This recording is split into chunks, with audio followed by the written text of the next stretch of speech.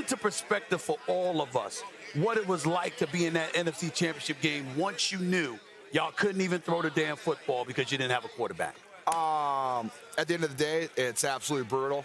You go to work for 11 months out of the year. You have coaches who are there 18 hours a day, putting in game plans, sleeping on couches. Players there 12 hours a day, putting their body through it, getting extra rehab, not being with their families, going away from their families week in, week out. The grind of being critiqued not just by your peers and coaches, but by the entire media and all the internet. Now that they release coaches' copies, people are just throwing things at you on social media. So you're just in this grind for 8 months. And to get to where you're trying to get, you're one game away from the Super Bowl, which is all the Niners organization wants to do is win another Super Bowl. And the rug just pulled out from underneath you, and there's just nothing you could do at 13 and a half minutes left in the second half. So it's just kind of like, well then, what do you do, right? And for us, before you ask the question, for us sitting there, we just looked at y'all, and what we saw was a team that just knew, damn. You know, there's nothing we can do. Our heart was broken for you guys. We knew it wasn't going to be a game. It was like, it wasn't going to be, you were like, fourth stringer. What can you do? It was like, listen, after Josh Johnson, even after that, it's like you just looked at y'all and it just seemed to like engulf y'all, like you just sat back and like, this is a damn shame. We can't even play. I mean, we had a game plan we wanted to run. We ended up running about like 6 total plays in the second half, from gap scheme to a couple outside zones. You know, Christian threw it once, but like, you can't win. It's not high school. You can just throw in the most athletic guy, and he's going to run around and like beat people up. It's not like that. You're in the NFL. You're in the NFC Championship game. 2 fantastic football teams, right? And there's not really there's nothing you can do. You're going to put Christian McCaffrey back there. Like you want to put Jawan Jennings back there, who played quarterback in high school. It's not high school. It's the NFL. Right. Like, come on. Let's be real. Like we're down 28-7 with only being able to run the ball. Pretty tough at that point. Yeah, I ain't going. I'm not going to go as far as to say my heart was broken. I felt bad for y'all. No, it was. My heart was broken. Nah, man. Let me ask you this though, Kip. You guys are obviously a team that's on the brink, always on the brink, always in the conversation at the end of the year. What is it like in the off season, right? 2 NFC championships back to back. Like, what are those conversations like about? How do we get over it, man? Like, how do we finally snap into a Super Bowl and get that thing done? Is that a conversation? Is it just as simple as showing up back to work? Is it something you guys think that you need to change or make better? Now, obviously, I know the injuries came in and the quarterback situation has always been a question in San Francisco. What guy is it? We had Brock Purdy being a Hall of Famer after 6 games because he didn't throw any interceptions. You guys built a great rapport. How do you restart again as a leader of that team when you're talking to these guys going into another grind of an offseason? I mean, I think really at the end of the day, we have a fantastic roster. We're bringing back almost all of our skill positions on offense. We definitely got the ball rolling. We won 12 games in a row. We have a very talented roster. We still have a very good head coach who can scheme anybody. We have a fantastic defense still. We still have Nick Bosa. We still have Fred Warner. We have all these guys. We have all these pieces. It's more just we're going to come back to work. We're going to work if not the same, a little bit harder. But like, we don't have to change too much. The ball just didn't bounce our way. I'm not going to say like we didn't. Yes, we were up 10 points in the NFC Championship game last year. I mean, they scored the next possession. It was really like a 3-point game. We didn't finish that one, but it's just like we just have to finish a couple plays here and there, and we'll be right there where we want to be. It's not like this huge thing where they can blow everything up. I can tell you what needs to change. You just need a healthy quarterback. You know, I've had 3 quarterbacks in 4 of my 6 seasons as an NFL player. Yeah.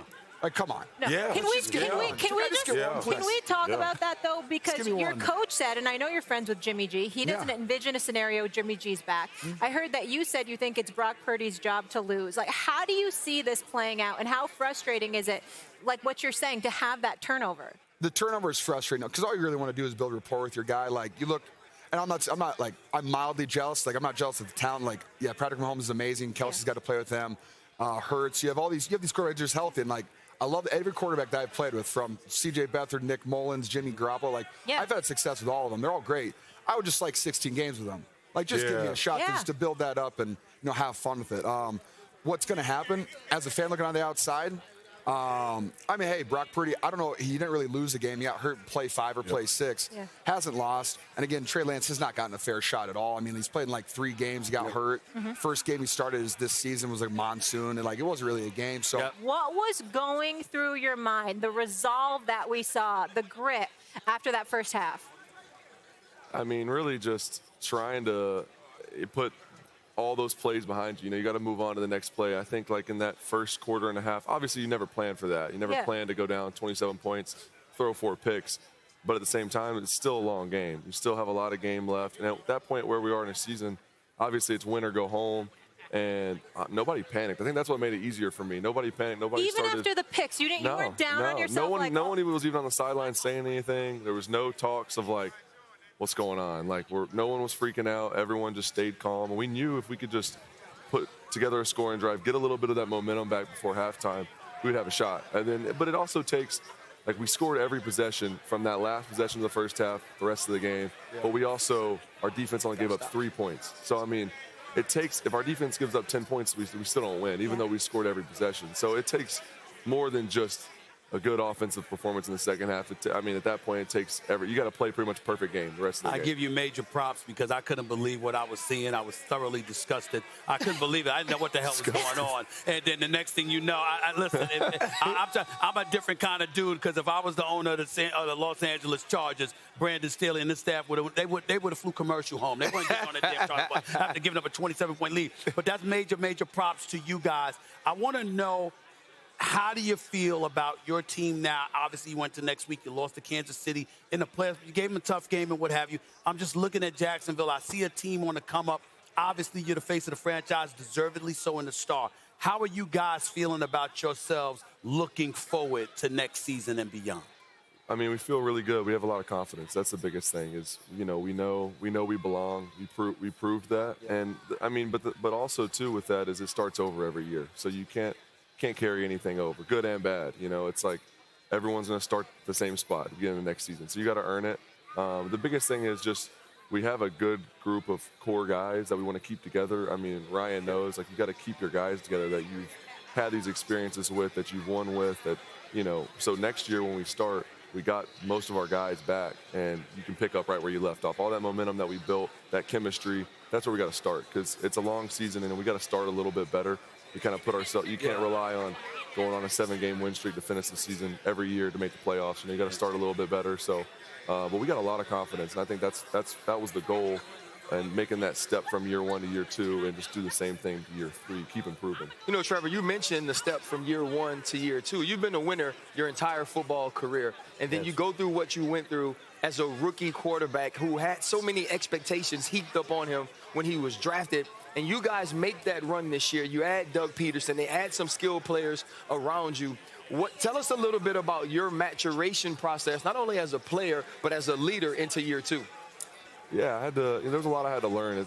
It's a different game than college, honestly. And I think just as a player, you have to be really resilient in this league, too, because you're playing against the best. There's going to be a lot of ups and downs. And just even in a season, there's going to be a lot of ups and downs. And also, it's a 17-game season. I think as a rookie, I didn't understand how long that is, and also how much time that you have. Like, you can have a bad game and still have a great season, still put yourself in position to make the playoffs, all those things. You can have a couple bad games, and just having a vision of the bigger picture of what it takes to win consistently, and that you're probably not going to go 17-0 in the NFL. And also realizing how do you go week to week, and whether you play great or play bad, just move on and put your best plan. I'm not asking you to throw shade on anybody, but I do need, because of the explanation you just gave to this Super Bowl champion, for the sake of our audiences, I need you to put into some kind of perspective, crystallize for us the difference between how things started for you and what things were like with Urban Meyer and what things were like once Doug Peterson comes on board. Speaking about what you just brought up. Yeah, I think just the culture that we set last year is the biggest thing with Coach Peterson, and he's always the same every day. And that's the biggest thing, especially in the NFL. Like I said, when we're talking about the ups and downs of the season, like we lost 5 games straight in October. Didn't win a game the whole month of October, and he stayed the same.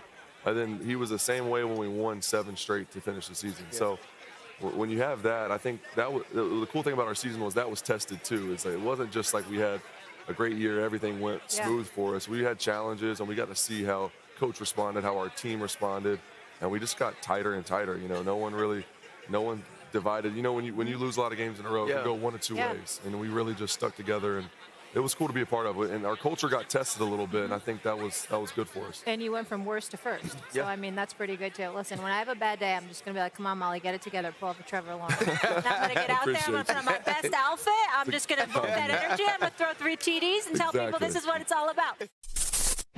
Thanks for watching ESPN on YouTube. For live streaming, sports, and premium content, subscribe to ESPN+.